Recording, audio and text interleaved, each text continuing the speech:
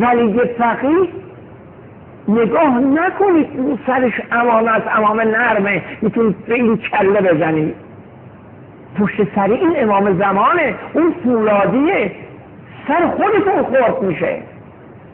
وقت پشتوانه مردمی اینا به صفت برسه، یقین بدانید قوه قضاییه بزرگترین های اینها رو میگیره، هیچ اتفاقی هم نمیگه. من میخوام یه مثال بزنم برایشون. موسی خیابانی دستگیر شد، تمام کوچه های شهرهای دور و نزدیک ما سیاست از این شعار موسی خیابانی رو آزاد کن.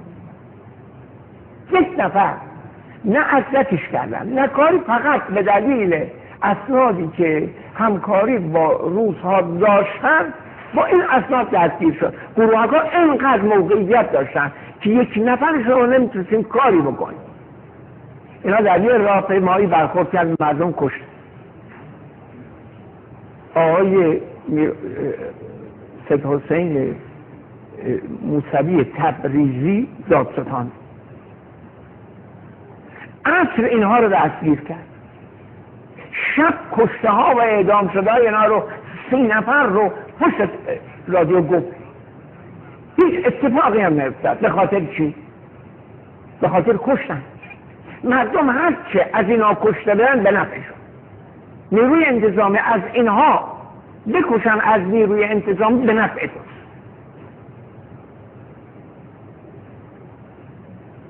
وقتی که دستگیر کردن بلی، بازداشت کردن همه اینا بلی، مظلوم نکنید دشمنه.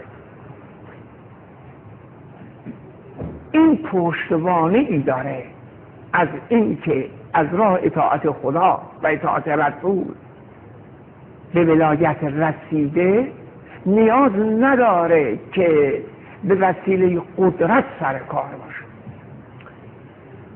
اما جاهای دیگه که ولایت رو از راه زور و ضرب و تزویر به دست میارن، ولو این که عنوان ولی امرشون از قرآن گرفته باشن، نیاز دارن با قدرت حاکمیت امنیتی خودشون اداره کنن.